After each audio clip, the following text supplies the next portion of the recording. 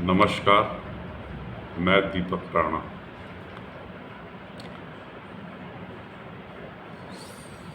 स्वतंत्रता दिवस की पूर्व संध्या पर सोमवार को राष्ट्रपति द्रौपदी मुर्मू ने देश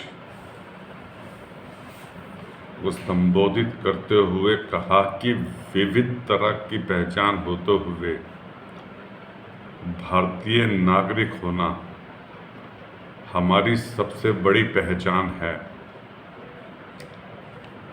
हर भारतीय समान है और सभी को समान अवसर व अधिकार प्राप्त है। द्रौपदी मुर्मू ने नागरिकों से समान नागरिक दायित्वों एवं कर्तव्यों के साथ आपसी सद्भाव और भाईचारे की भावना से आगे बढ़ने का आग्रह किया। उन्होंने कहा कि अर्थव्यवस्था को मजबूती देने से लेकर वैश्विक मंच पर अपना वास्तविक स्थान हासिल कर भारत स्वतंत्रता के आंदोलन के सपनों को साकार कर रहा है। द्रौपदी मुर्मू ने कहा कि विश्व में जहां अर्थव्यवस्थाएं नाजुक दौर में है, वहीं भारत प्रभावशाली विकास दर हासिल कर दुनिया की 5वीं सबसे बड़ी अर्थव्यवस्था बन गया है और तीसरी सबसे बड़ी अर्थव्यवस्था की राह पर कदम बढ़ा रहा है। राष्ट्रपति ने देश के सभी नागरिकों और सीमा की सुरक्षा में तैनात सेना बलों को स्वतंत्रता दिवस की बधाई देते हुए कहा कि G20 समूह की बैठक हमारे लिए वैश्विक प्राथमिकताओं को सही दिशा में ले जाने का एक अद्वितीय अवसर है और भारत की अध्यक्षता में एक नई बात यह है कि कूटनीति की जमीन से जोड़ा गया है। उन्होंने कहा कि देश सभी मोर्चों पर अच्छी प्रगति कर रहा है। मुश्किल दौर में भारत की अर्थव्यवस्था न केवल समर्थ सिद्ध हुई है, बल्कि दूसरी के लिए आशा का स्रोत भी बनी है। विश्व की अधिकांश अर्थव्यवस्थाएं नाजुक दौर से गुजर रही है। सरकार कठिन परिस्थितियों का अच्छी तरह सामना करने में सक्षम रही है और हमने प्रभावशाली GDP विकास दर दर्ज की है। इसमें अन्नदाता किसानों ने महत्वपूर्ण योगदान दिया है और राष्ट्र इसका ऋणी है।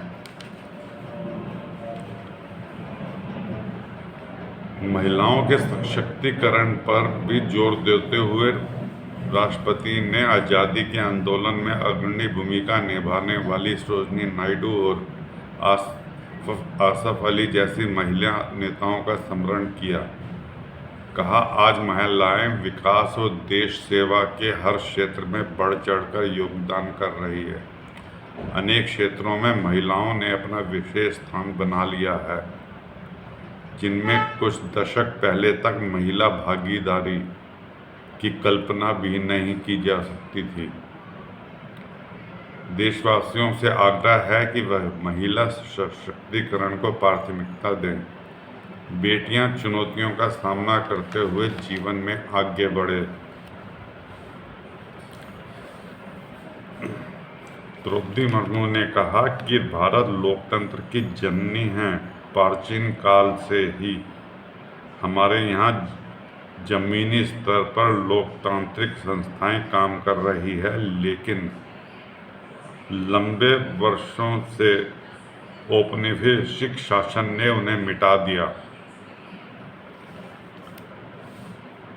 राष्ट्रपति ने वैश्विक स्तर पर मुद्रास्फीति का जिक्र करते हुए कहा कि सरकार और रिजर्व बैंक इस पर काबू पाने में सफल रहे हैं। लोगों पर मुद्रास्फीति का अधिक प्रभाव नहीं पड़ने दिया। गरीबों को व्यापक सुरक्षा कवच भी प्रदान किया गया है। परिणाम स्वरूप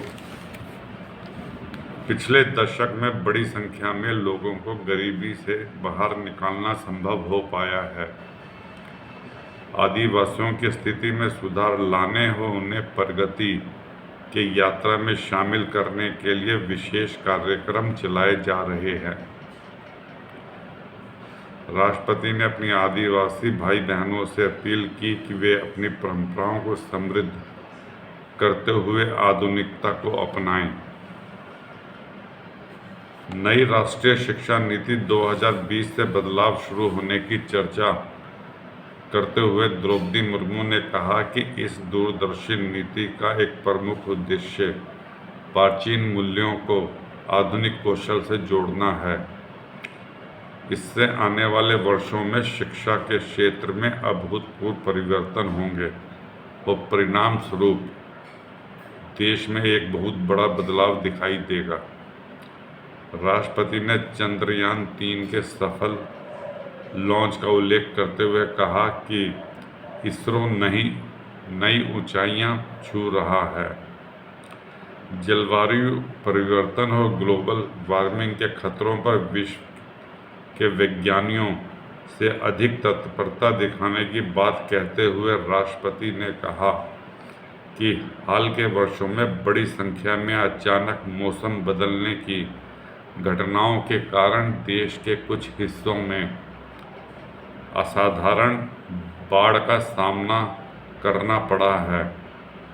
कुछ स्थान सूखे की मार झेलते हैं। ऐसे में पर्यावरण के हित में स्थानीय, राष्ट्रीय व वैश्विक स्तर पर प्रयास करना अनिवार्य है। इस अंतर्राष्ट्रीय प्रतिबद्धताओं को पूरा करने में भारत अग्रणी भूमिका निभा रहा है। विश्व समुदाय को अपनी लाइफस्टाइल फॉर एनवायरनमेंट का मंत्र दिया है। शहरी और पहाड़ी क्षेत्रों की जलवायु परिवर्तन की स्थितियों का सामना करने के लिए विशेष रूप से सक्षम बनाने की आवश्यकता है। राष्ट्रपति ने कहा कि लोभ की संस्कृति दुनिया को प्रकृति से दूर करती है और अब हमें यह एहसास हो रहा है कि हमें अपने जड़ों की ओर लौटना चाहिए। यह राष्ट्रपति द्रौपदी मुर्मू का स्वतंत्रता दिवस की पूर्व संध्या पर दिया हुआ राष्ट्र के नाम संबोधन है। इस वीडियो को दोस्तों लाइक कीजिए, सब्सक्राइब कीजिए और शेयर कीजिए। धन्यवाद।